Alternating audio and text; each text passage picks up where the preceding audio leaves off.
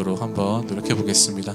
우리 마지막으로 우리를 사용하셔서 함께 찬양하시고 우리를 대표해서 우리 신주희 성도님 기도해 주시겠습니다.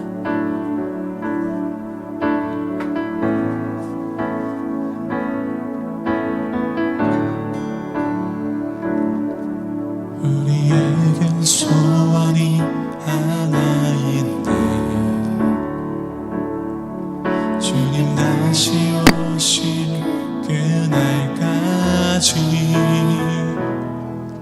우리 가슴에 새긴 주의 십자가 사랑 나의 교회를 사랑케 하네. 주의 교회를 향한 우리 마음 희생과 포기와 가난과 고난 하물며 죽음조차 우릴 막을 수 없는 우리 교회는 이 땅의 희망. 교회는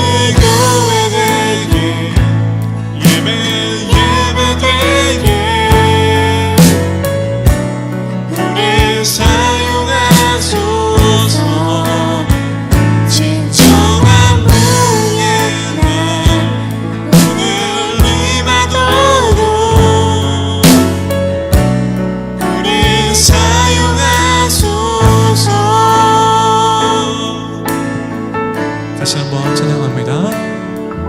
우리에겐 소원이 하나 있네. 주님 다시 오실 그날까지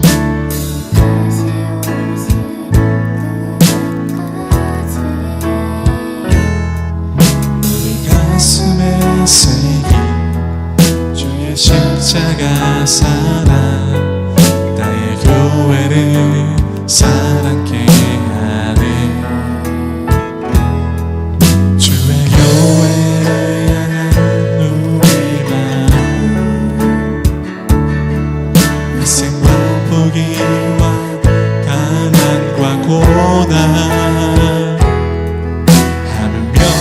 죽음조차 우릴 막을 수 없네. 우리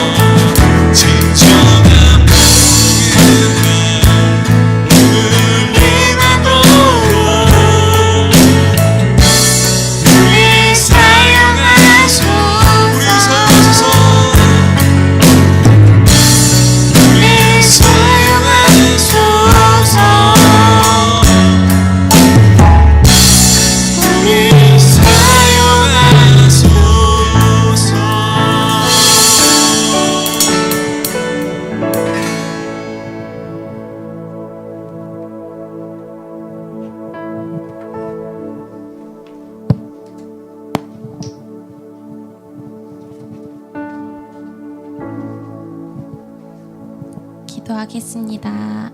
사랑의 하나님, 오늘도 함께 모여 예배하게 하심 감사드립니다. 한 주간을 살아가며 생각으로 행동으로 지은 죄들이 너무나도 많습니다. 늘 주님 앞에 모든 죄들을 고백하고 나의 죄인됨을 가장 먼저 깨닫고 한없는 연약함을 주님께 모두 내려놓게 해주세요. 나의 죄악됨을 먼저 깨달을 때에 우리 신앙의 성숙함이 시작될 줄 믿습니다. 하나님 나라 백성됨의 특권이 무엇인지 진정으로 깨닫고 주 여호와 안에서 자유함이 얼마나 달고 기쁜 것인지 온몸으로 느끼며 살아가게 해주세요.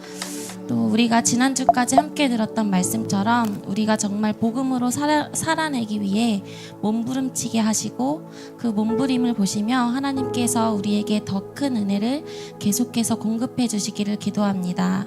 보내주신 내 주변의 모든 한 명의 이웃들이 얼마나 소중한 존재인지를 깨달으며 그들에게 나의 복음에서부터 흘러나오는 사랑이 전달되어지기를 기도합니다. 복음을 알므로 가득한 그 기쁨이 이웃들과 나누며 더 큰 기쁨이 되게 하시고 그렇게 우리 리빙처치가 더 부흥할 수 있도록 우리 공동체 한 명 한 명이 성장하게 해주세요. 또 우리 한 명 한 명이 각자 신앙을 지키기는 너무 어렵지만 우리를 리빙처치로 묶으시고 함께 공동체 생활을 해나가게 함도 우리의 선택이 아닌 하나님의 부르심과 계획인 줄을 믿고 나아가게 해주세요. 무엇보다 우리 김민석 담임 목사님께 몸도 마음도 지치지 않는 넉넉한 체력을 주시고 우리들 중에 가장 큰 기쁨이 있기를 기도합니다. 현재 박다슬 자매님의 건강이 좋지 않은데 하루빨리 건강을 회복하게 하시고 또 요즘 유행하는 질병들이 너무나도 많습니다. 그 질병들로부터 우리 모두가 건강이 해쳐지지 않게 해주세요. 오늘 말씀 안에서도 하나님께 온 마음 쏟는 우리가 되기를 성령님 함께 해주세요. 예수님 이름으로 기도했습니다. 아멘.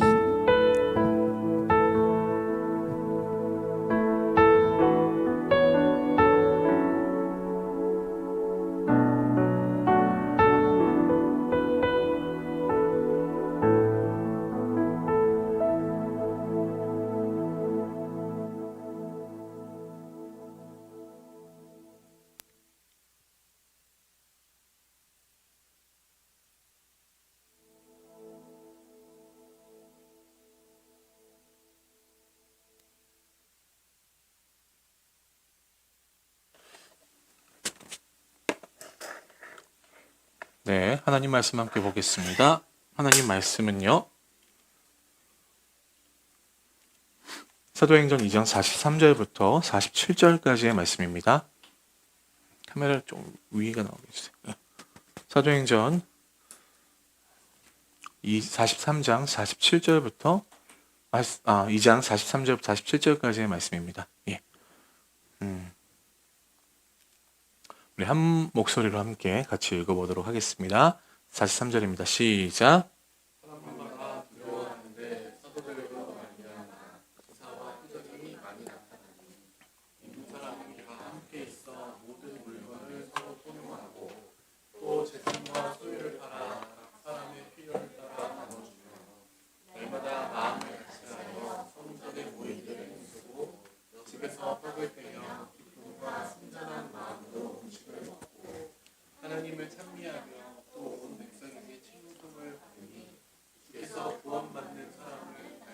더하게 하시니라. 아멘. 네, 오늘 저희 리빙처치의 비전설교 네 번째 마지막 시간입니다. 오늘 말씀 제목은 여기 임한 하나님 나라 공동체입니다. 우리는 지난 3주 동안 리빙처치의 비전에 대해서 들어왔습니다. 그리고 오늘이 마지막 시간인데요. 복음으로 살아나서 믿음으로 살아내고 사랑하며 살아가는 공동체, 이런 공동체는 바로 하나님 나라 공동체라고 말할 수 있습니다. 예수 그리스도를 만난 영혼들은요, 복음을 듣고 예수님을 믿어서 믿음으로 살아가는 사람들은요, 하나님께서는 혼자 부르지 않으시고 사랑하며 살 수 있도록 공동체로 부르셨습니다. 여러분, 그런데요, 이 공동체가 성경에서 이미 아주 오래전부터 등장한다는 것을 우리는 알 수 있습니다. 구약시대에는 어땠죠? 구약시대에는 이스라엘이라는 나라로요, 이 당시에 바로라는 가장 강력한 이 세력으로부터 하나님께서 그들을 구별해내시고 구원해내셔서 한 공동체를 이루게 하셨어요. 그래서 이스라엘이라는 나라는 한 국가지만 사실은 이 땅에 하나님께서 통치하시는 하나님 나라 공동체의 힘을 이제 이렇게 좀 그것들에 대해서 알려줄 수 있도록, 우리가 하나님이 이렇게 앞으로 이 나라를 통치하실 거다라는 것들을 알 수 있도록 하시는 그 샘플로 하나님께서 사용하신 나라가 바로 이스라엘입니다. 그래서 이스라엘은 공동체로 세워졌다는 것을 알 수 있죠. 여러분, 그리고 신약 시대에도요, 교회라는 공동체가 생깁니다. 당시 이스라엘이라는 나라는 사라져 버렸어요. 그렇죠? 이방에 의해서 이스라엘이라는 나라는 망했지만 하나님께서는 교회를 세우셨습니다. 이제 진짜 예수 그리스도를 믿는 사람들이 아브라함의 후손이다라고 말씀하시면서 하나님께서는 이 가장 강력했던 권세인 로마의 황제가 지배하는 그 세력 가운데서도 예수님을 믿어 하나님의 나라의 백성이 된 사람들을 모으시고 교회라고 부르셨다는 겁니다. 여러분, 그렇기 때문에 당시 신약 성경에 나오는 초대교회는요, 우리가 아는 것처럼 이렇게 주일날 그냥 편안하게 모여서 예배드리는 그런 사람들이 아니었어요. 당시에 로마의 황제는 신이 되고 싶었습니다. 그래서 자신을 숭배하라고 얘기했죠. 그러니까 자신을 숭배하지 않는 그리스도인들, 예수 믿는 사람들은 사실 로마의 황제에게는 굉장히 눈에 가시거리였습니다. 그런 사람들은 빨리 없어져야죠. 그러니까 당시에 신앙생활 하기 위해서는 여러분 어땠는지 아세요? 목숨을 걸어야 했습니다. 예수님을 인정하지 않는 민족들로부터 등을 돌려야 했고, 또 로마의 황제의 박해 속에서도 목숨을 걸면서 신앙생활을 했다는 거죠. 여러분, 이거랑 비슷한 모습이 우리나라 역사 속에서도 있는데요. 저는 이렇게 얘기해요. 독립운동을 하던 사람들이 마치 초대교회 사람들과 비슷하다. 여러분, 독립운동가들에 대한 이야기, 드라마, 영화 참 많이 나오잖아요. 어때요? 자신의 목숨을 걸고 그 활동을 하잖아요. 마찬가지로 신앙생활이라는 것 역시 당시에는 목숨을 걸고 했다는 겁니다.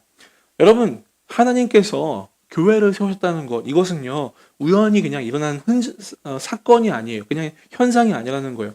하나님께서는 분명히 교회를 예비하셨고, 그 예수 그리스도와 교회가 하나가 되는 그 신비한 연합을 하나님은 꿈을 꾸시며 이 땅 가운데 교회를 세우셨다라는 겁니다. 그러니까 여러분, 분명히 교회는요 이 땅에서 죄와 사망과 어둠 가운데서도 끝까지 빛을 잃지 않고 소망을 품어내는 공동체라는 것을 우리는 알 수 있습니다. 하나님이 세우셨고 하나님이 꿈을 꾸고 계시기 때문에 절대 망할 수 없는 것이죠. 저런 당시 강력했던 그 권력에 목숨을 걸 수 있다는 건 어떤 의미가 있을까요? 이 황제들보다, 세상의 왕들보다 우리 하나님이 더 높으시다. 우리 오늘 함께 찬양했던 지극히 높으신 주라는 찬양의 제목은 원래 킹 오브 킹스죠. 왕 중의 왕이라는 뜻이에요. 세상의 모든 왕들이 높을지라도 우리 주님은 가장 높으신 그 왕의 왕이시다라는 고백이죠.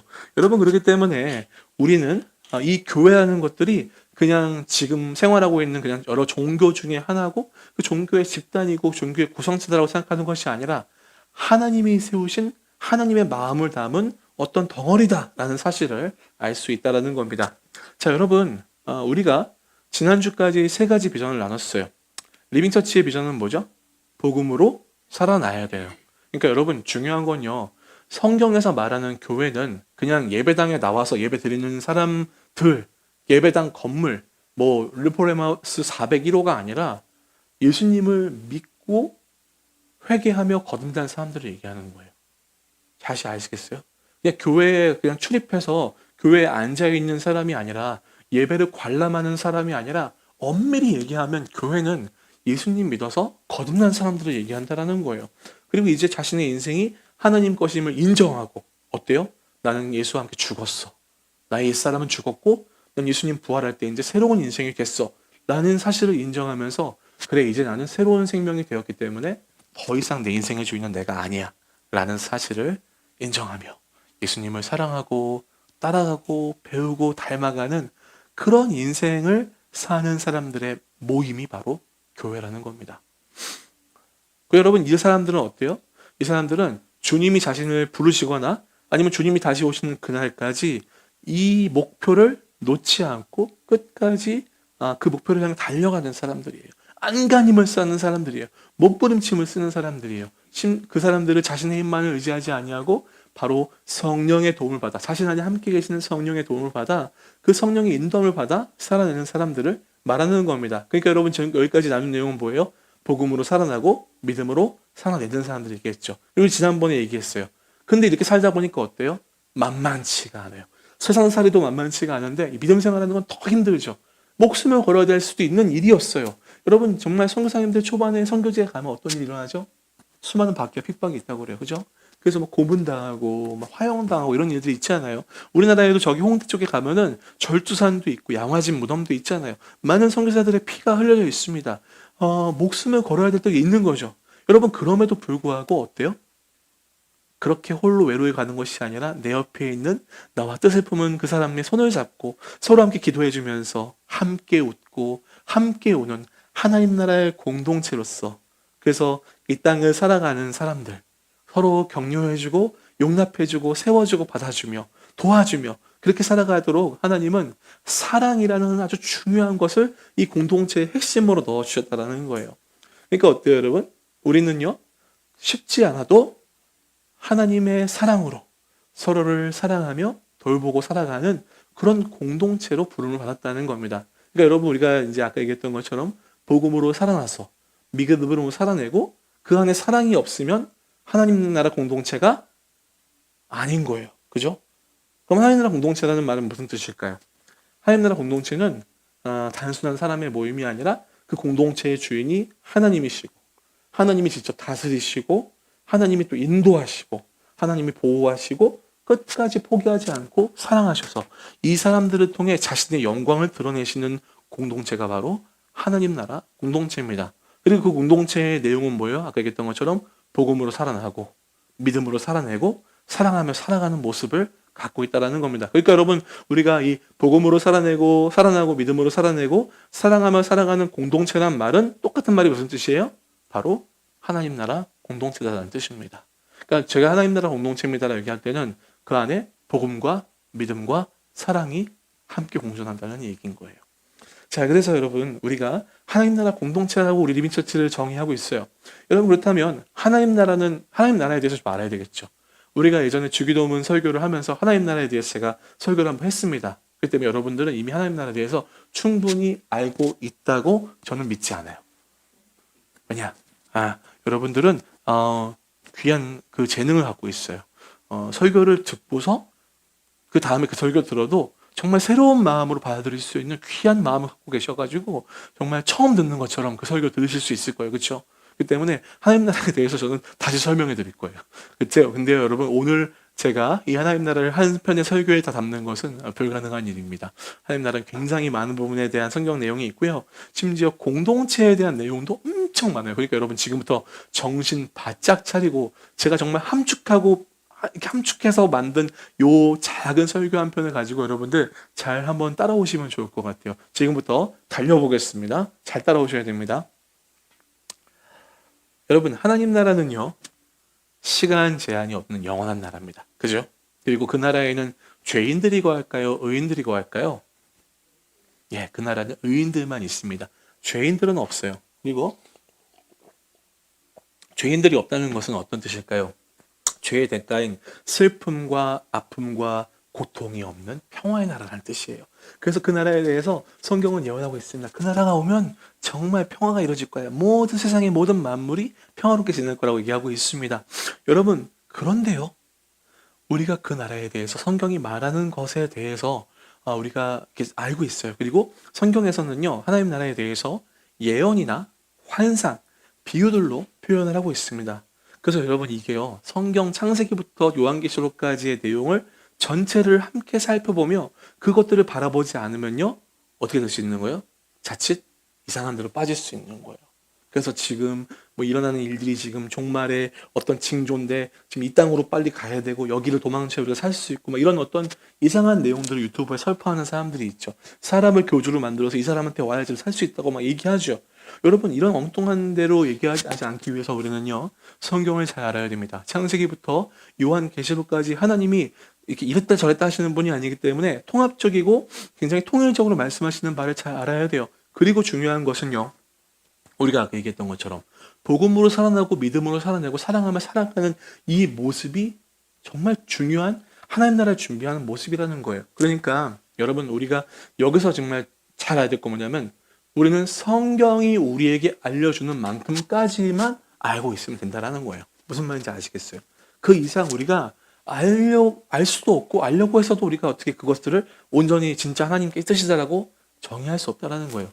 여러분 이런 사람 진짜 많아요. 뭐 기도원 가서 기도했다 그러고 자신만 계시를 받았다 그러고 뭐 자기가 신비한 해석을 풀었다 그러지만 사실 시간이 지나 보면은 사실 그게 맞지 않는 경우가 엄청 많았습니다. 여러분 그래서 예수님은 이런 말씀을 하셨어요. 하나님 나라에 대해서 되게 궁금해하는 사람들이 우리처럼 또 있었는데 이 사람들에게 이렇게 말씀하셨습니다. 누가복음 17장 20절부터 23절인데요. 여러분 한번 같이 읽어보시겠습니까? 시작.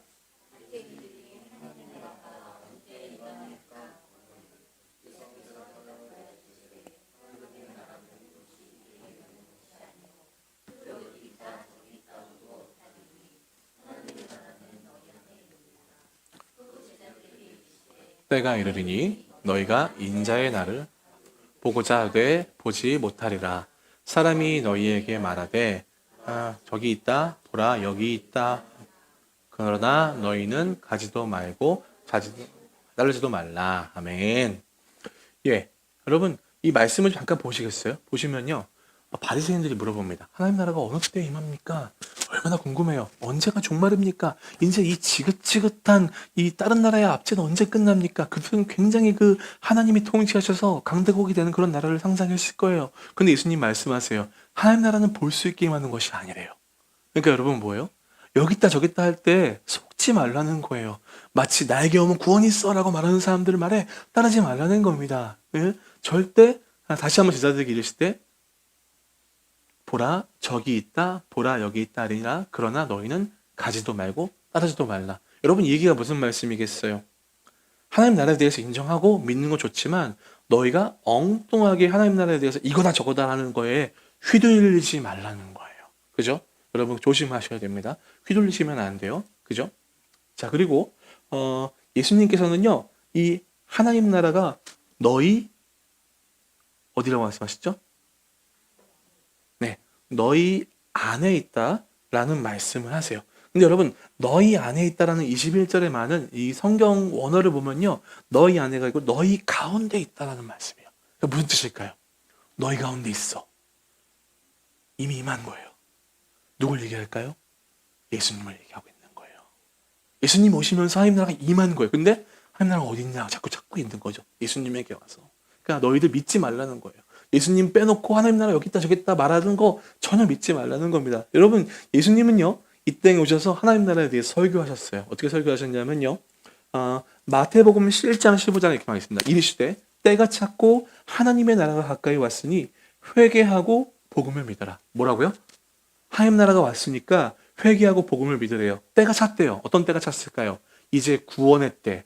예언했던 여인의 후손이 이 땅 가운데 오셔서 아들의 생명을 내어주며 하나님 백성들을 다 구원하시는 그 때가 이루어졌다는 거예요. 그거 뭐예요? 하나님 나라가 가까이 왔다는 겁니다. 근데 뭐 해야 돼요, 우리가? 회개하고 예수님 복음을 믿어야 되는 거죠. 여러분 잘 들으십시오. 복음을 믿는다는 것은 여기서 회개한 다음에 복음을 믿으라가 아니라요, 복음을 믿는 것과 회개하는 것은 같은 것입니다. 그러니까 내가 예수 그리스도의 복음을 듣고 믿는다면 내 안에 뭐가 나오게 돼 있어요? 회개가 나오게 돼 있어요. 내 복음이 들어오면요, 여러분 이런 거랑 똑같습니다. 우리가 정말 지저분한데 거기에 깨끗한 거울 앞에 서는 거예요. 그럼 어때요? 내 더러운 죄가 다 보이잖아요. 복음이 내 안에 들어오면요, 내가 정말 이 죄를 고백하고 하나님 앞에 다 써내지 않으면 견딜 수 없을 만큼 고통스러워집니다. 그래서 여러분 예수님 만난 사람들이 특징이 뭔지 아세요? 그냥 나 만났어요 좋아가 아니라 그 앞에서 울고 회개해요. 그리고 예수님 만난 베드로가 뭐라고 말했습니까? 주여 떠나소서 나는 죄인으로서이다. 그러니까 여러분 안에 혹시 진짜 예수님을 만난 그 복음에 대한 믿음이 있다면 우리 안에 뭐가 나와야 되는 거예요? 회개가 나오는 거예요. 나라는 존재 자체가 하나님을 사랑하지 않는다는 이 비참함 가운데 회개가 막 튀어나오는 거죠. 근데 문제는 거기에 회개와 뭐가 더불어 있는 거예요? 그런데 날 사랑하신 하나님의 놀라운 은혜가 나를 팍 누르고 있는 것을 경험하게 됩니다. 여러분 그리고요, 예수님께서는 마태복음 12장 28절 이렇게 말씀하셨어요. 내가 하나님의 성령을 힘입어 귀신을 쫓아내는 것을 여러분 우린 예수님의 말씀 통해 봤어요, 안 봤어요? 예수님 말씀 보여주셨잖아요. 귀신 쫓아내셨잖아요. 그럼 지금 뭐예요? 하나님의 나라가 이미 너희에게 임하였는 거예요. 여러분 예수님이 귀신 쫓아내는 거 이거 뭘까요? 뭘 나타내는 걸까요? 예수님이 갑자기 막 성에서 보이지 않는 장풍을 팍 쏘신 걸까요? 그럼 어떤 목사님처럼 마이크를 대고 이렇게 막 이렇게 불면 되는 걸까요? 여러분 이건요 뭔 얘기냐면은 어두운 가운데 빛이 임하는 걸 보여주시는 거예요. 죽음 가운데 생명이 임하는 걸 보여주시는 거예요. 여러분 귀신에 쓰인다는 것이 얼마나 비참한 일입니까? 하나님 만드신 하나님의 형상인 인간이 악령에 의해 그 인격이 짓눌리고 있는 상태인데 하나님 나라가 임하니까 어떤 일이 일어나는 거예요? 그것이 벗어져 버리는 겁니다. 그게 날아가 버리는 거죠. 자유함을 얻는 거죠. 지금 그것을 보여주기 위해서 하나님 나라가 임한 것을 보여주기 위해서 어떤 일이 일어나는 거예요? 성령을 통해 예수님께서 귀신을 쫓아내신다는 거예요. 그러니까 이 하나님의 나라가 임함을 예수님은 실제 모습과 삶으로 보여주셨다는 겁니다. 그죠? 그럼 우리는 여기서 뭘 알 수 있어요? 하나님 나라가 예수님의 오심으로 임했다. 알 수 있죠. 임한 거야 알 수 있잖아요. 가까이 왔대요. 예수님 하셨으니까 임한 거예요. 여기 동의가 되십니까? 동의 되세요? 그런데요 여러분 또 우리가 헷갈리는 부분이 있어요. 그게 뭘까요? 성경에서는 또 이런 부분이 있습니다. 자 우리 마태복음 24장 17절 한번 같이 읽어보겠습니다. 시작. 모든 민족에게 증언되기 위하여 온 세상에 전파되리니 그제야 끝이 오리라. 마태복음 24장이면 여러분 예수님의 활동하신 말미의 부분이잖아요. 그렇죠? 근데 뭐라고 말씀하시냐면은 모든 민족에게 복음이 전파될 때 그때 끝이 온다는 거예요. 아직 끝은 아니라는 거죠. 데살로니가 전서 4장 16절부터 17절에 바울은 종말을 무서워하는 사람들에게 그때 어떤 일이 있는지 잘 설명해주고 있습니다. 제가 읽어드릴게요. 16절 제가 읽고 여러분 17절 읽겠습니다. 주께서 호령과 천사장의 소리와 하나님의 나팔 소리로 친히 하늘로부터 강림하시리니 그리스도 안에서 죽은 자들이 먼저 일어나고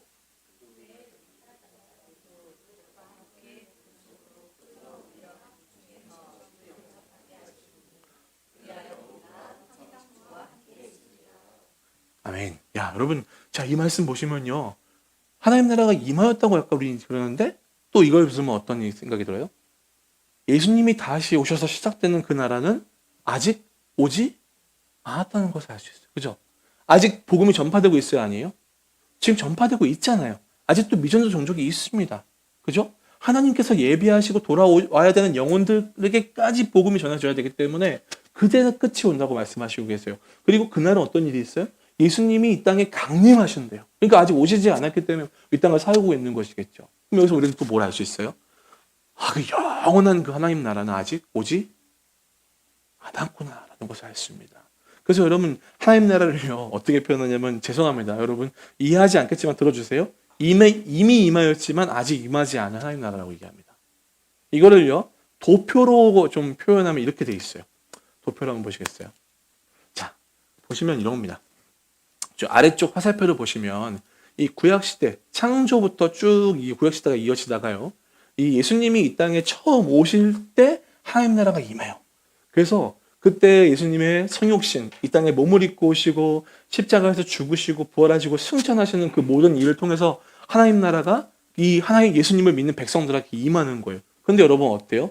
예수님이 다시 오실 때에 이 세상은 끝납니다. 근데 어때요? 영원한 하나님 나라는 그때 계속 영원히 되는 거예요. 근데 하나님 나라가 지금 어디서 시작되고 있어요? 예수님의 처음 오심부터. 그죠? 그러니까 여러분 지금 우리는 어디에 있는 거예요?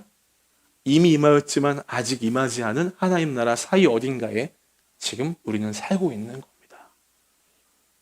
이해가 되세요? 여러분 이건 사실은요 우리가 좀 시공간적으로 이해하기는 쉽지 않아요. 그러나 중요한 건 뭐냐면 예수님이 이 땅에 오셔서 하나님 나라가 이미 임하였고 그리고 영원한 하나님 나라는 아직 오지 않았지만 지금 우리에게 오고 있다 안 오고 있다? 오고 있다. 전속력으로 오고 있다라는 겁니다. 그럼 하나님 나라 우리가 가는 곳이 아니에요. 우리에게 임하는 곳이죠. 자 그렇다면 여러분 어떻게 우리가 이 나라를 살 수 있을까요? 하나님께서는요 여전히 죄악이 난무하고 있는 이 세상에서 우리가 하나님 나라 백성으로 살기를 원하신다는 거예요. 근데 어떻게 살 수 있을까요? 어떻게 살 수 있을까요? 여러분 성경에는 이런 얘기에 대해서 이렇게 얘기해 줍니다. 마태복음 13장 44절부터 46절에 이런 말씀이 있습니다. 잘 아시는 말씀인데요. 천국은 마치 밭에 감추인 보화와 같으니 사람이 이를 발견한 후, 여러분 여기서 말하는 건 뭐냐면은 이 비유인데요. 밭에 보호물이 감춰져 있는 거예요. 근데 이 어떤 사람이 있는데 이걸 발견하는 거죠. 그래서 재밌는 건 여러분 보세요. 이 사람이 그걸 다시 숨겨둡니다. 보물을 발견하고서 돌아가서 자기 소유를 다 팔아 그 밭을 산대요. 그럼 여러분 여기서 뭘 할 수 있냐면은 그 밭이 원래 자기 거예요, 아니에요? 아니라는 거예요. 여기서 나오는 이 사람은 뭐 하는 사람이냐면은 돈 받고 품팔이 하는 사람이에요. 남의 밭 대신 갈아주는 사람이에요. 그래서 땅을 열심히 갈고 있는데 뭐가 나온 거예요? 뭐가 텅 걸려가지고 보니까 안에 엄청난 보물이 들어있는 겁니다. 그래서 어때요? 돌아가가지고 자기 모든 걸 다 팔아고 빚 땡겨가지고 영끌해가지고 이 밭을 사는 거예요. 여러분, 이 보물이 가치가 없다면 이 사람이 그렇게 삶을 걸 수 있을까요? 그렇지 않죠. 여기서 뭘 말하는 걸까요? 천국이라는 건, 하나님 나라라는 거는 내가 이 땅에 사는 어떤 것보다도 더 귀한 가치를 발견하는 거라는 거예요. 자, 그래서 어떤 얘기가 있어요? 마치 좋은 진주를 구하는 장사. 진짜 좋은 진주라면 이 사람은 대가를 무슨 일을 치러서라도 그걸 구해낸다는 거예요. 그래서 극히 값진 진주 하나를 발견함에 자기가 가지고 있던 모든 걸 다 판다는 거죠. 이건 무슨 뜻을 얘기할까요, 여러분? 이거는 내가 소유하기 진짜 원하는 무언가가 발견되면은 이 모든 것들을 내가 아낌없이 다 그것을 위해서 던질 수 있다라는, 한마디로 내 삶에 진짜 최고의 가치를 얻었기 때문에 다른 것들은 내가 그것을 더 이상 중요하게 여기지 않는다라는 그런 말씀인 것입니다. 여러분 어떠세요? 여러분 생명 가운데, 여러분 삶 가운데 하나님 나라는 여러분에게 어떤 의미입니까? 여러분 정말 하나님 나라를 여러분 만나셨습니까? 여러분 정말 예수님 만나서 정말 내가 하나님 나라 백성이라는 게 느껴지세요?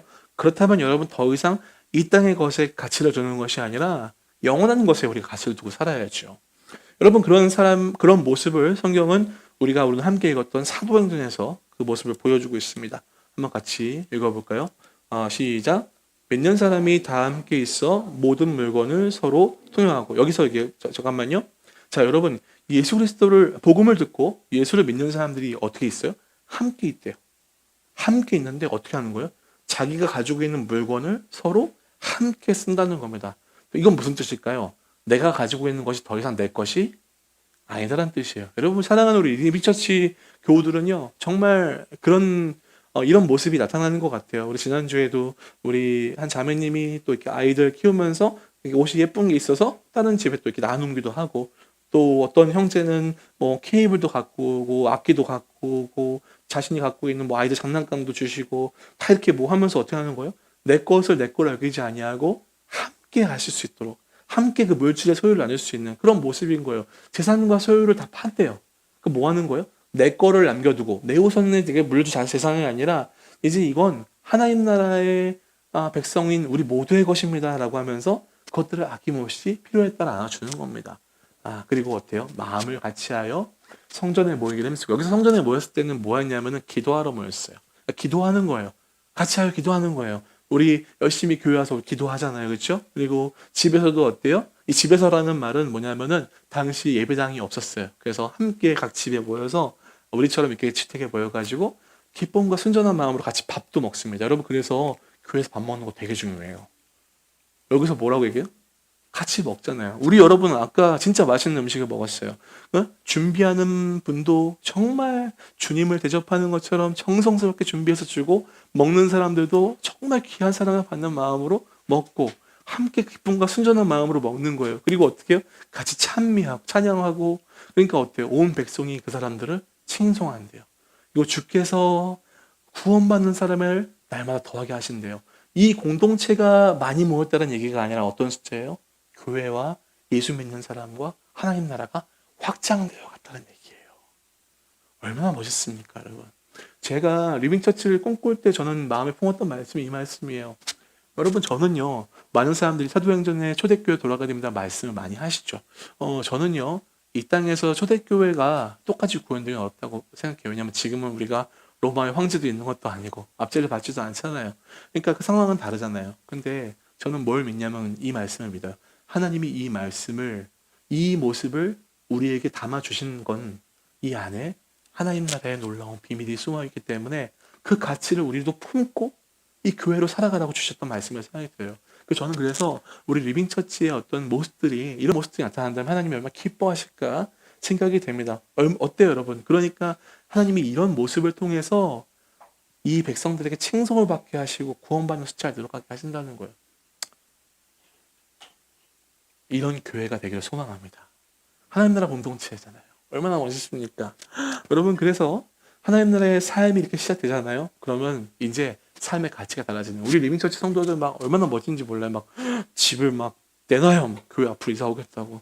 제가 막 자랑합니다. 사람들한테. 우리 성도들 멀리서 오는 분들이 있는데 막 그죠? 2가정이나 지금 교회 근처 이사 왔습니다. 와, 막 가슴이 막 우리 다른 시에서 다른 우리 그 교회 시로 넘어오시고 막 그죠? 예.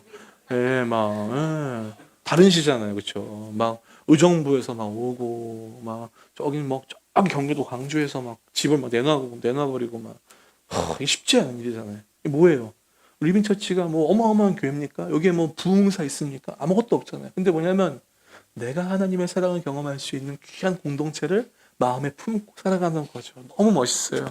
이런 모습들 여러분 정말 바울은 이렇게 살아가야 된다고 교회를 그리스도의 몸이다라고 얘기하면서 에베소서 교회들에게 이렇게 편지하고 있습니다. 에베소서는 참 교회에 대한 말씀이 많이 나와 있는데 제가 너무 사랑하는 말씀이죠. 2장 20절 보시면 이 모퉁이 돌 나와요. 너희는 사도들과 선지자들의 터 위에.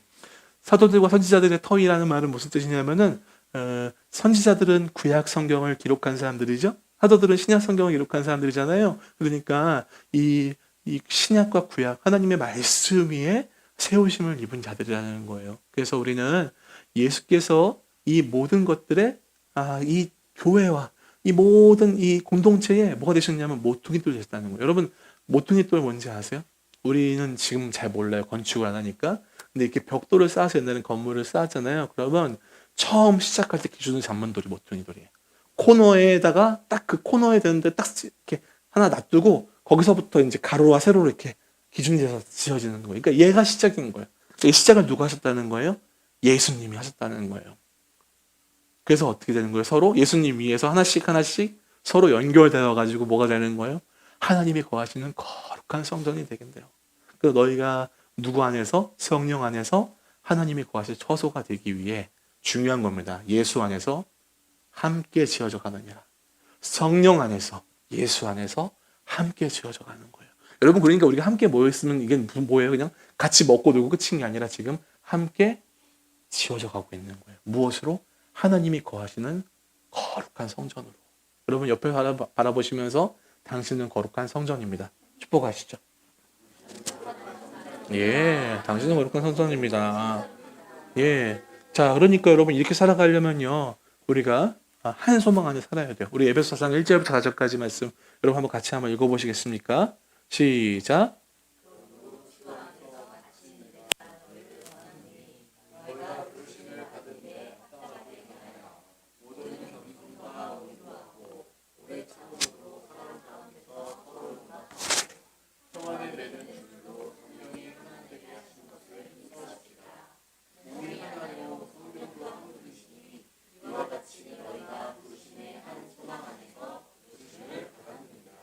네.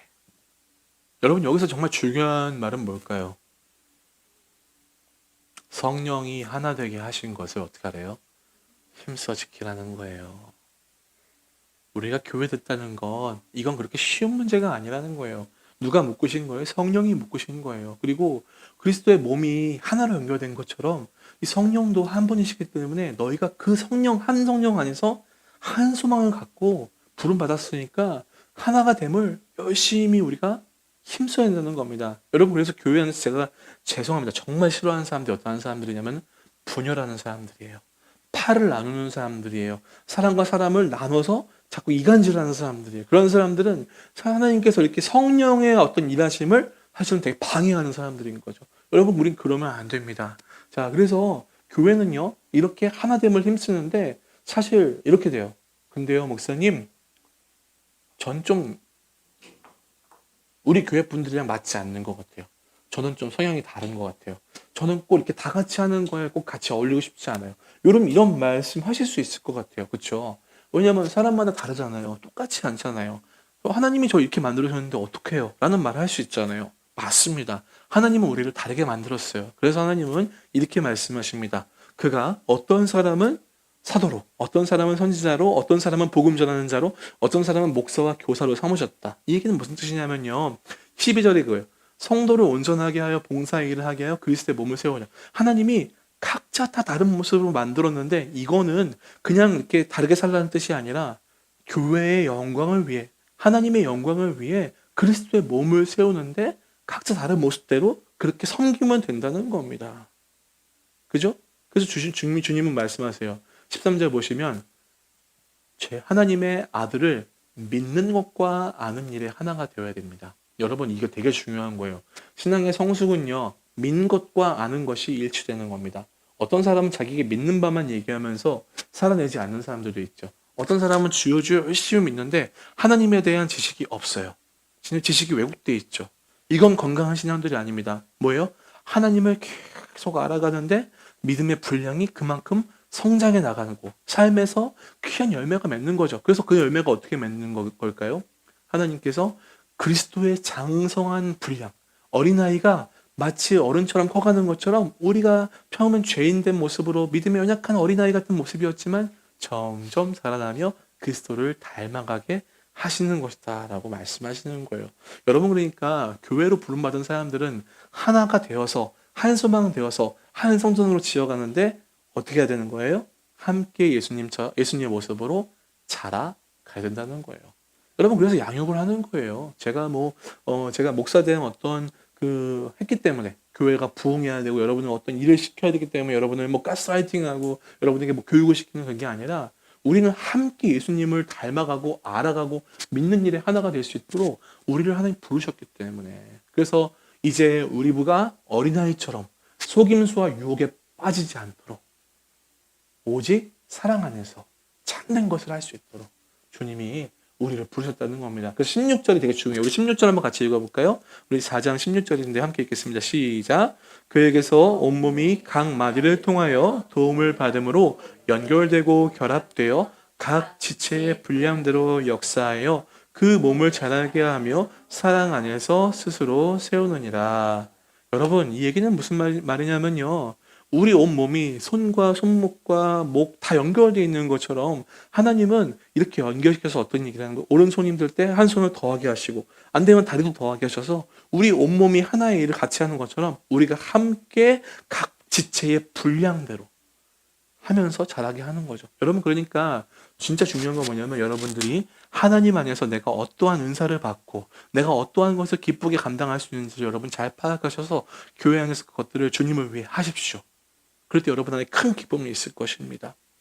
사실 우리 여러분 우리 교회 성도님 중에 한 분은요 항상 이렇게 남들이 시키지도 않고 보지도 않는데 그 신발 정리를 하시는 분이 계세요. 이렇게 보면은 남의 신발을 이렇게 손으로 만져서 정리하는 게 사실 쉽지 않잖아요.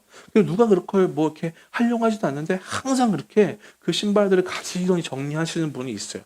여러분 이런 일들은요 꼭 재능이 있어서 해야 되는 것도 아니고 이런 일들을 꼭 누군가 이렇게 해야 됩니다라고 말을 해서 하는 게 아니에요. 이런 일들은 뭐냐면 정말 내가 교회를 그리스도를 섬기는 마음으로 섬기는 거죠. 여러분 이게 우리가 이런 나는 그런 은사가 없으니까 안 하면 되지. 아니에요 여러분. 우리의 하나님께서 우리 안에서 정말 많은 열매를 맺기를 원하세요. 그러니까 여러분들 제가 일중심으로 교회에서 모든 일을 하라는 게 아니라 하나님이 내 안에서 하시고 싶다 하시는 일들을 할 때 우리 안에 기쁨이 있기 때문에 그렇게 우리 교회가 우상이 되는 게 아니라 주님을 사랑하는 마음으로 섬길 때 주님이 받으신다는 겁니다. 자, 여기까지 우리가 정말 많은 말씀을 들었는데요. 여러분 결국 우리가 하나님께서 영혼을 구하시고 하나님 나라로 우리를 부르신다는 건 어떤 의미였어요? 결국에는 우리가 그리스도의 몸으로 연결되어서 머리신 그리스도와 함께 다 연결이 되어서 함께 자라가고 함께 거룩한 성전으로 그리스도의 장성한 분량으로 지어져 가는 그런 모습으로 우리를 부르셨다라는 겁니다. 그래서 여러분 교회는 절대 건물이 아니고요. 교회는 한 명의 개인도 아니고 교회는 바로 예수님을 믿는 공동체입니다. 그러니까 여러분 어때요? 교회가 어떤 것들을 할 때 항상 그 가치를 가지고 있어야 돼요. 우리가 지금 함께 하나됨을 힘쓰고 있는가? 지금 함께 예수님을 닮아가고 있는가? 여러분, 이 부분에 대해서 우리가 간과한다면 사실은 우리가 교회됨을 놓치고 있는 부분일 수 있어요.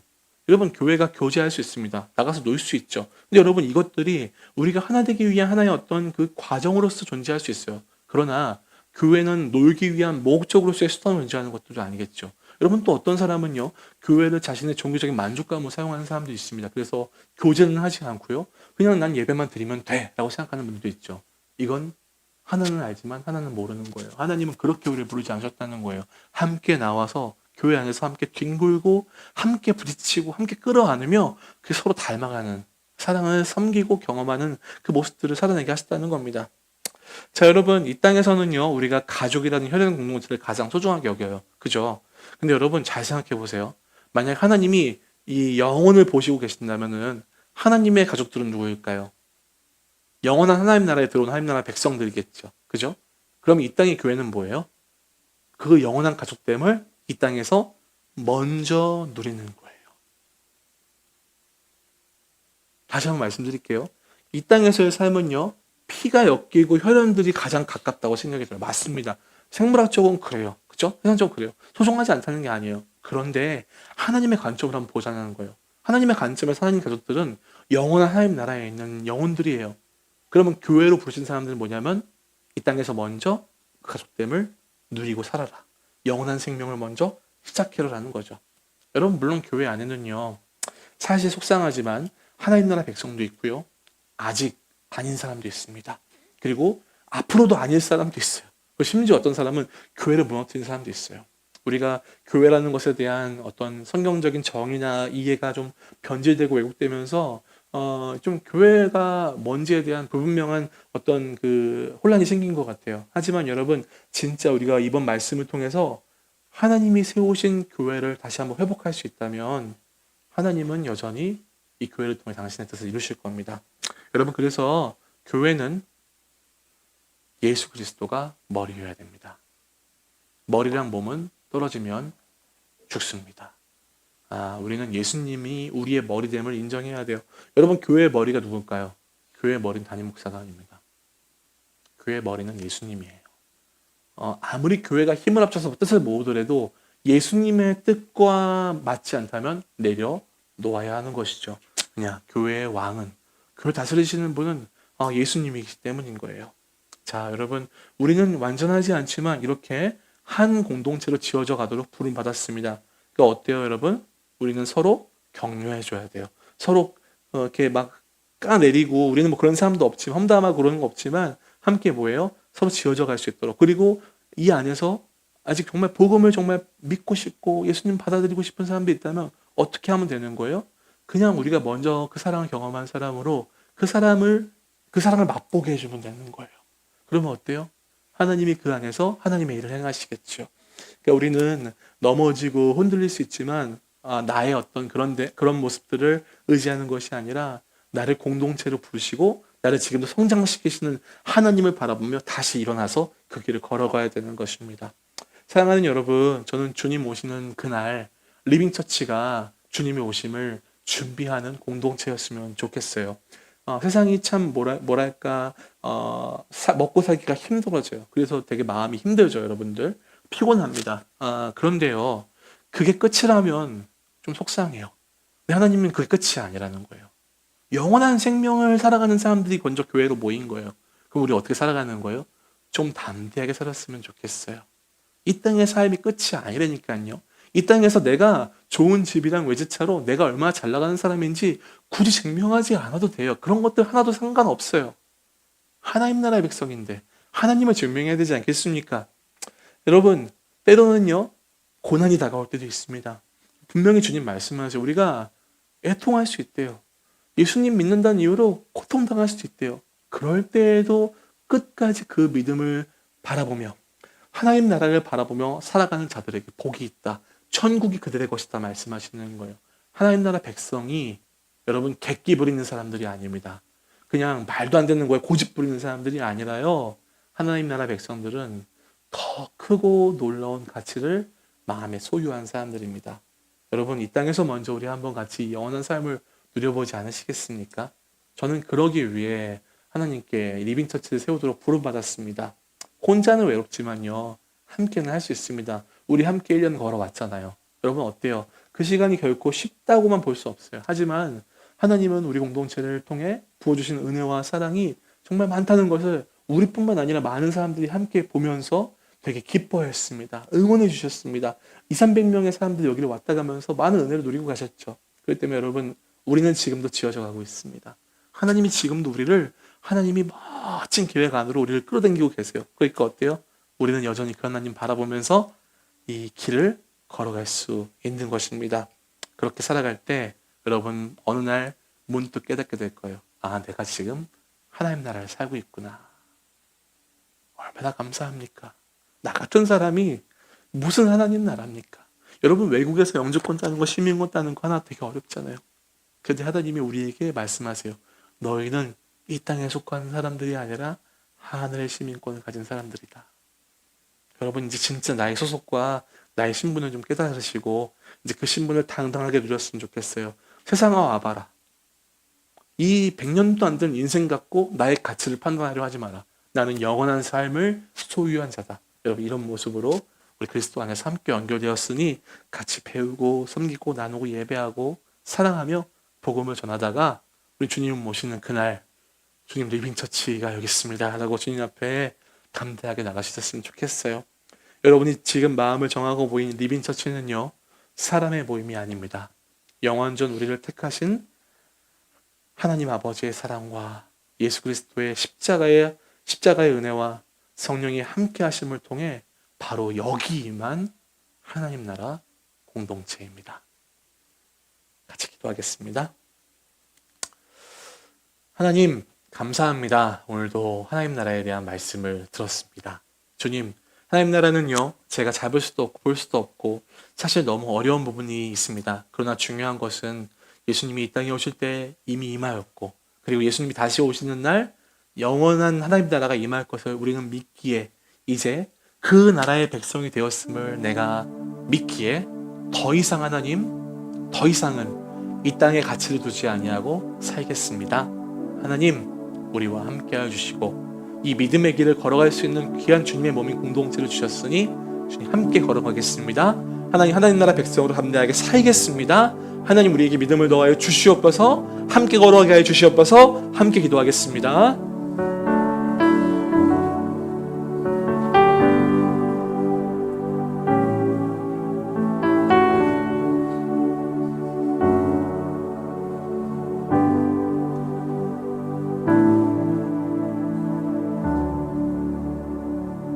주님이 세우시고 주님이 모으셨습니다.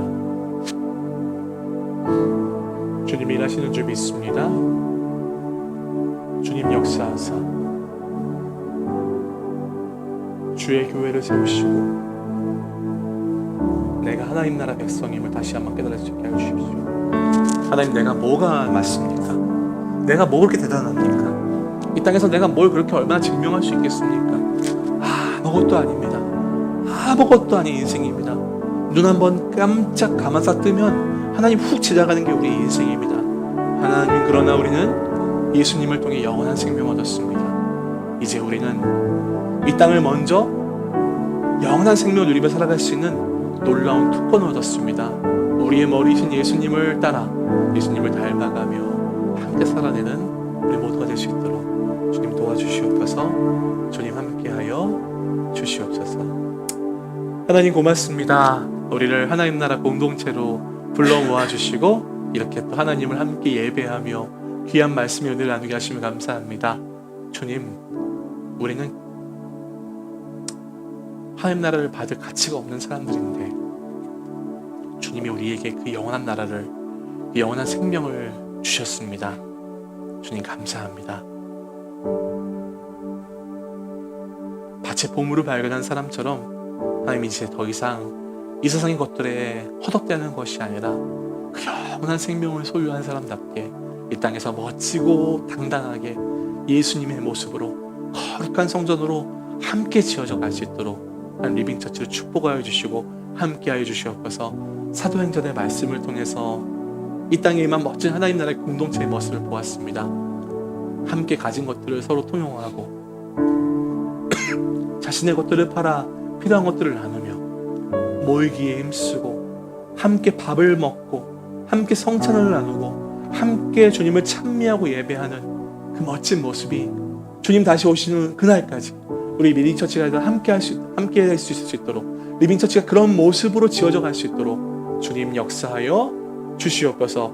하나님, 이 시간 우리의 하나됨을 감사하며 우리에게 그 살과 피를 내어주신 우리 예수님의 그 귀한 은혜를 기억하며 기념하며 성찬에 참여하고자 합니다. 주님의 그 찢겨지신 몸과 흘리신 피를 받을 때에 다시 한번 우리의 영혼을 주님 새롭게 하여 주시고 우리가 그 영원한 성령 안에서 한 공동체로 부름받았다는 사실을 기억하며 이 리빙처치의 비전을 붙들고 살아갈 수 있도록 주님 도와 주시옵소서. 예수님의 이름으로 기도합니다. 아멘. 이 시간 같이 함께 주의 찬과 또 떡에 참여할 텐데요. 우리 잠깐 눈을 감고 이 시간 우리를 위해 죽으시고 우리를 위해 다시 사신 우리 예수님을 한번 같이 기억했으면 좋겠습니다.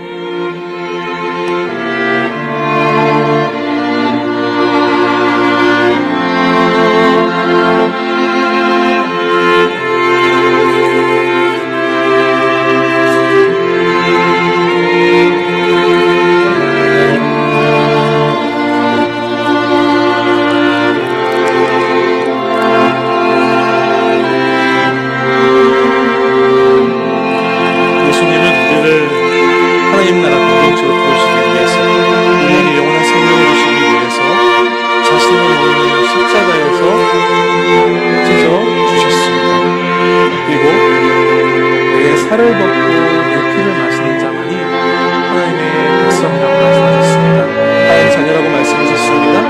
우리 시간 함께 나와서 주님의 떡에 참여하도록 하겠습니다.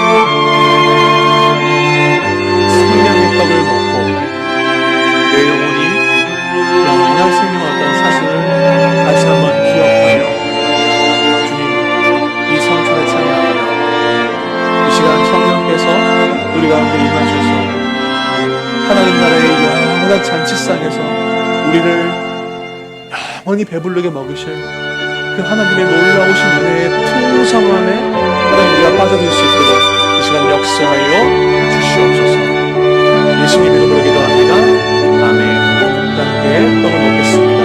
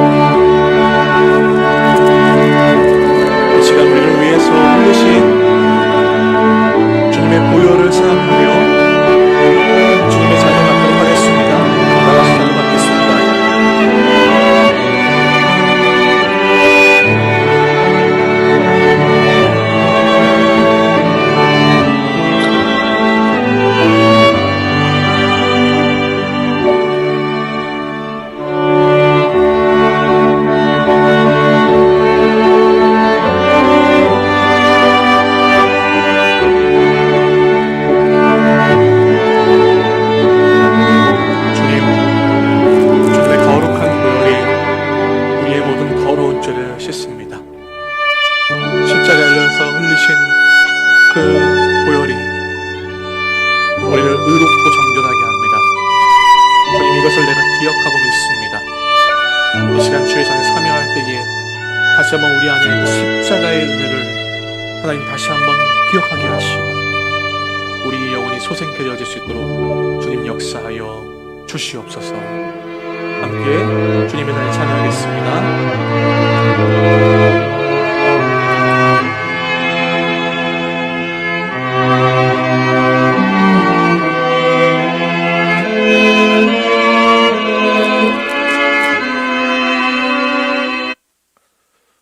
함께 기도하겠습니다. 하나님, 감사합니다. 오늘도 주님께서 우리를 위해 내어주신 그 살과 피의 은혜가 우리 리빙처치 안에 임했습니다. 주님, 감사합니다. 나를 위해 그 생명을 내어주셔서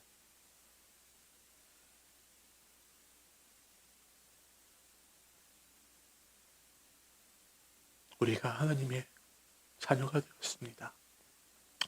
그와 같이 버려질 수밖에 없었던, 세상에 없어져도 누구 하나 찾지 않고 누구 하나 나를 그리워할 리가 없는 그런 정말 비참한 존재였는데 나에게 영원한 생명을 주셨습니다. 주님, 그리고 우리를 외롭지 아니하도록 이 귀한 생명의 길을 걸어갈 수 있도록 우리에게 귀한 주님의 공동체를 허락하셨습니다. 사랑하는 주의 몸된 교회 안에서 서로 더 사랑하며 그렇게 믿음으로 살아내며 주님의 장성한 분량으로 함께 지어져 갈 수 있도록 주님, 우리 교회를 축복하여 주시고 함께하여 주시옵소서. 올 한 해 하나님, 우리 앞에 펼쳐진 수많은 또 회상이 있습니다. 우리에게 다가오는 험난한 고난의 파도들이 있습니다. 이런 것들에 하나님 요동하지 아니하고 하나님 나라의 가치를 두고 담대하게 믿음의 길을 걸어갈 수 있도록 다시 한번 다짐하게 하시고 결단하게 하시고 삶에서 성령의 열매를 맺어 하나님, 정말 주님의 귀한 하나님 나라가 이 땅 가운데 임했음을 많은 사람들이 리빙처치를 통해 알 수 있도록, 우리 각자의 심령과 가정을 통해 알 수 있도록 주님 역사하여 주시옵소서. 우리 구주 예수 그리스도의 은혜와 아버지 하나님의 크신 사랑과 성령 하나님의 위로교통 충만하심이 오늘 이 말씀을 듣고 이제 여기 임한 하나님 나라를 소유한 자들답게 언제나 주님 안에서 함께 지어져가는 하나님 나라의 공동체로 살아가겠노라고 다짐하며 돌아가는 우리 모든 리빙처치의 성도 머리머리 위에, 가정들 위에, 그 후손들 위에 하는 모든 일들 위에 이제로부터 영원토록 함께 있을 지어다. 아멘.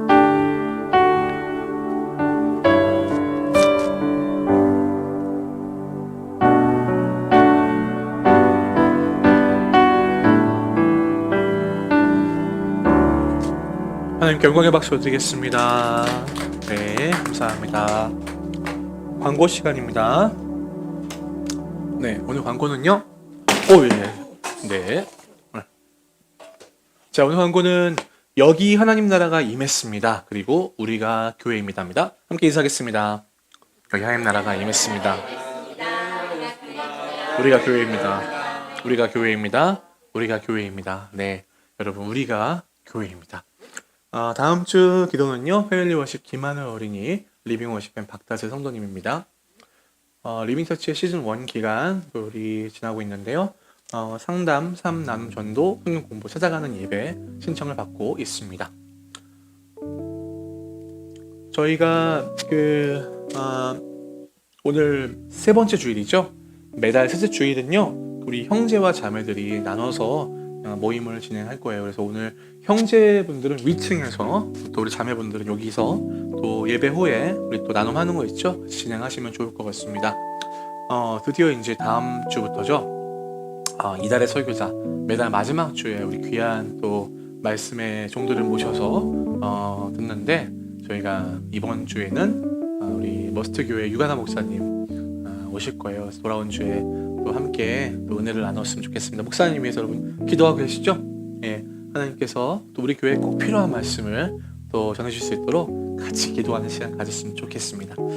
자, 우리 한샘교회 중고등부 워크숍이 내일이랑 모레 월화 여기서 있어요. 그래서 오늘 마치고 좀 이렇게 정리를 좀 잘 해주시면 좋을 것 같아요. 그리고 다슬 자매가 많이 아파서 걱정이기는 한데 우리 이번 주 원래 목요일에 청년 모임이 이렇게 약속되어 있는데 지금 상태로 봐서는 병원에서 모임을 해야 되지 않나 좀 걱정이 되는데 아무튼 보양식을 좀 먹여야 될 것 같아요. 좀 위에서 기도해 주세요. 건강하게 나타날 수 있도록 다슬 자매가 안 그러면 저랑 진영 형제 1대1 해야 되니까 네. 자, 그리고 지금 음반 작업 진행되고 있습니다. 지금 서서히 이제 곡들이 오픈되고 있어요. 그래서 우리 어제는 또 우리 진영 형제 쓴 곡들을 들어봤는데 또 곡을 어젯밤에 쓰느라 또 오늘 늦게 왔대요. 그래서 지금 뭐 굉장한 곡이 나오는 것 같습니다. 우리 또 우리 이창현 선도님도 지금 곡이 거의 다 완성됐고 유재선 형제님도 지금 쓰고 계시죠? 네네 좀 쓰고 계신 것 같아요. 그런 것 같아요. 저도 지금 하고 있는데 아무튼 저희가 1월 마지막 날 서로 곡을 오픈하기로 했으니까 한번 더 기대하시고 저희도 같이 한번 들어보는 시간 가지면 좋을 것 같아요. 아무튼 올라가셔서 우리 형제들은 또 음반 예단 얘기 나누면 좋을 것 같고 자 지난주에도 이제 말씀드렸지만 저희가 복음을 들어야 하고 예배가 끊어진 분들을 위해서 찾아가는 예배 올해부터 시작합니다. 그래서 제가 뭐 같이 가실 분도 있으면 좋아요. 같이 가도 좋고요. 복음을 좀 들어야 되는데 전하기가 좀 어렵다 아니면 좀 예배가 좀 필요하다라는 분들 있으면 가서 예배를 함께 드리도록 하겠습니다. 신청해 주시면 일주일에 한 번 정도 지금 생각하고 있으니까 얘기해 주시면 좋을 것 같아요. 그리고 2월달 여러분 제가 이제 신방을 한 분 한 분 다닐 거예요. 그래서 각 계신 직장이나 뭐 계신 곳에 갈 거니까 우리 신방 일정과 장소를 한번 공유해 주시면은 그 날짜를 서로 겹치지 않도록 조정해서 하도록 하겠습니다. 뭐 퇴근도 좋고요, 점심시간도 좋습니다. 한번 신청해 주시면 좋을 것 같습니다. 자, 광고는 여기까지 하고요. 그 다음에 저희가 지금 광고에 안 들어갔는데 여기서 결정하면 좋을 것 같아요. 그 다음 주 토요일 날 오후에 눈썰매장을 좀 가려고 합니다. 이제 더 이상 겨울이 이제 뒤로 갈수록 좀 날씨 따뜻해질 수 있으니까 다음 주 토요일 날 우리 근처에 있는 남양주 체육문화센터에 있는 곳에서 눈썰매를 좀 타러 가려고 하는데 보니까 1시부터 2시까지가 점심시간이더라고요. 그래서 저희는 그 오후 타임을 좀 이용하려고 하는데 참고하시고 여러분들 썰매 타고 싶으신 분들은 복장 갖춰서 오시면 되고요. 입장료는 개인적으로 준비하셔야 될 것 같아요. 입장료는 1,000원입니다. 한 명당. 입장료는 준비해 주시면 간식은 교회에서 거기서 안에서 매점에서 이용할 수 있는 것들 하도록 하겠습니다. 그래서 사모님이 또 내주라고 하면 내줘야 되는 거예요. 뭐 어쩔 수 없지만 사모님이 입장료 내줘라 그러면 저때 이렇게 하는 거니까 내줘야 됩니다. 내주는 걸로 결론냈습니다. 그래서 저희는 오후에 가는 걸로 이렇게 알고 될 것 같습니다. 자, 예배를 마치겠습니다.